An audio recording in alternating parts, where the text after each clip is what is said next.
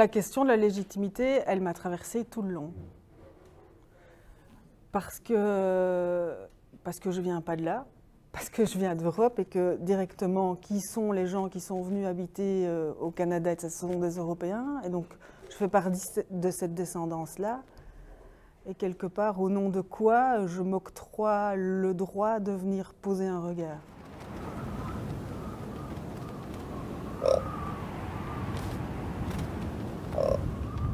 Ma légitimité, je ne sais pas si moi je peux me l'octroyer, mais je peux dire en tout cas que j'y ai été avec une grande honnêteté et l'envie de partager. Et que, en ce sens, c'est comme ça que le film a pris sa forme. C'est-à-dire que je pose les gens, que je prends le temps d'écouter sans interrompre et sans essayer de monter, de faire des punchlines. Je crois que je leur octroie ce temps de l'écoute qu'on ne leur a pas donné. Et ceux que je rencontre chaque jour, c'est des Inuits. Tous les jours. Je peux porter le même gars 3, 4, 5 fois en une journée. Donc forcément, le contact avec lui, la compréhension entre guillemets de son monde, je ne peux pas comprendre tout son monde, mais j'ai quand même un fort contact avec lui. L'idée de ce film, je crois, est née il y a 20 ans. Il y a 20 ans, j'ai une de mes amies d'enfance qui est partie vivre là-bas. Donc à partir de ce moment-là, moi j'ai été nourrie des échanges que j'ai eus avec elle, de ce qu'elle me racontait, des photos qu'elle m'envoyait, mais aussi elle est devenue marraine de ma fille. Et donc, elle m'envoyait des livres d'enfants. Et pendant toute l'enfance de ma fille, j'ai lu des contes inuits. Et le corbeau faisait partie de ces contes. Donc, je crois que ça démarre là, en fait. Ça démarre là, et puis après, dans mon premier voyage, c'est qu'une fois que tu es sur place, les corbeaux sont partout. Et les corbeaux parlent, et les corbeaux ont une manière de communiquer tout le temps. Ils font vraiment partie du territoire. Et donc, en fait, ça m'est paru évident que les corbeaux allaient faire partie du film. Si tu te souviens du début du film, il y a toutes des portes. Donc ça dit, moi je suis extérieure à ça. Derrière ces portes, il y a plein d'univers. Je vous propose d'en franchir. Par touche, en fait, c'est des fragments. Donc c'est comme un kaléidoscope. Je donne chaque fois une manière d'aborder le sujet, puisqu'évidemment c'est impossible où que ce soit, en fait, d'avoir une idée globale d'une ville. Et puis, le corbeau va m'aider à la fin de pouvoir appréhender cette ville, enfin, à la fin du film, depuis la hauteur de son vol, quoi. Les Inuits, pour ce que j'ai vu, sont très chaleureux, pour ceux que je rencontre chaque jour. Mais il y a cette petite perception-là qui grandit tranquillement et qui se sentent un peu à l'étroit. Et ça, je peux les comprendre. Ils se sentent un peu à l'étroit. Et puis, je me posais même la question, comment ça va être dans 20 ans pour les Inuits? Par exemple, pour parler des peuples inuits, le changement de civilisation a été à une vitesse folle. C'est-à-dire que ce sont dans les années 50 et 60 qu'on les a sédentarisés. Avant ça, c'était une toute autre vie. Et donc, on les a sédentarisés, on les a mis dans des pensionnats, on a empêché qu'ils parlent leur langue, on leur a donné une nourriture qui ne leur convenait pas. C'est des multiples facteurs qui font que les premières générations qui ont subi ça n'ont pas pu transmettre la langue, n'ont pas pu transmettre la culture, n'ont plus pu se tatouer, n'ont plus pu faire des chants de gorge.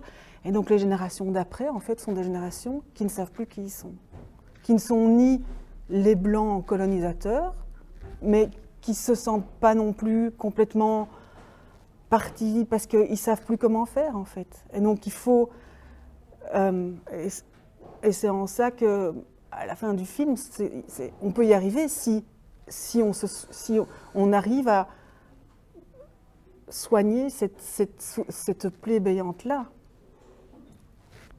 Ils ont un respect, que ce soit à leur territoire Tono-O'odham avec ce que l'environnement propose, c'est-à-dire des cactus, c'est aride, etc. Il y a un respect de l'eau, il y a un respect de la pierre, il y a un respect des animaux, parce que c'est leur seule façon de subsister. En territoire inuit, c'est exactement pareil. C'est-à-dire qu'ils ont ce souci de « on va chasser, quand on va chasser, on prend ce dont on a besoin, mais on utilise tout. On utilise ce qu'il nous faut pour manger, on récupère, alors à l'époque, la graisse des phoques pour pouvoir allumer les pierres, c'est des pierres de roche qui servaient à chauffer les igloos. On utilise après la peau pour se vêtir. Et il y a ce souci-là. Il y a ce souci-là de ne pas prendre trop, de respecter le land, de s'entraider. C'est souvent des communautés qui savent qu'en fait, la seule manière qu'ils ont et la force qu'ils ont, c'est de pouvoir s'entraider. Et ce sens du commun-là est important pour moi. Après, ce n'est pas de l'angélisme, parce que ce sont des populations qui souffrent et qui subissent des traumas intergénérationnels à cause de la colonisation. Et souvent, on a, si on n'est pas informé de ça, une vision de gens qui se laissent aller. Mais ils se laissent aller parce qu'en fait, ils n'ont pas encore, ils n'ont pas été soignés de ça. La vitesse avec laquelle le monde va, la vitesse avec laquelle Iqaluit va, c'est trop. Est-ce qu'on devait même d'abord être ici? Je ne sais pas si on devait normalement être ici, en train de développer cet endroit de cette manière. Que le monde en demande trop à la Terre pour un développement. Je ne sais pas si on va dans la bonne direction.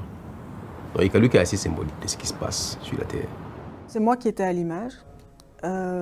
J'étais avec Vincent Nouaille pour le son, pour une partie du tournage, parce que j'ai eu 2 tournages à 2 époques différentes, parce que donc il y a le corbeau qui mène une partie du fil, et puis il y a les saisons et le temps qui passe qui est une autre partie du fil. Donc j'ai eu une partie du tournage qui était au printemps et l'autre qui était à l'automne. Donc le printemps, tout est encore gelé et froid, et l'automne, ça commence seulement. Donc j'ai eu un preneur de son qui est Vincent Nouaille et un autre qui est Alain Dehalleux. Et puis j'ai travaillé en post-production avec Dame Blanche.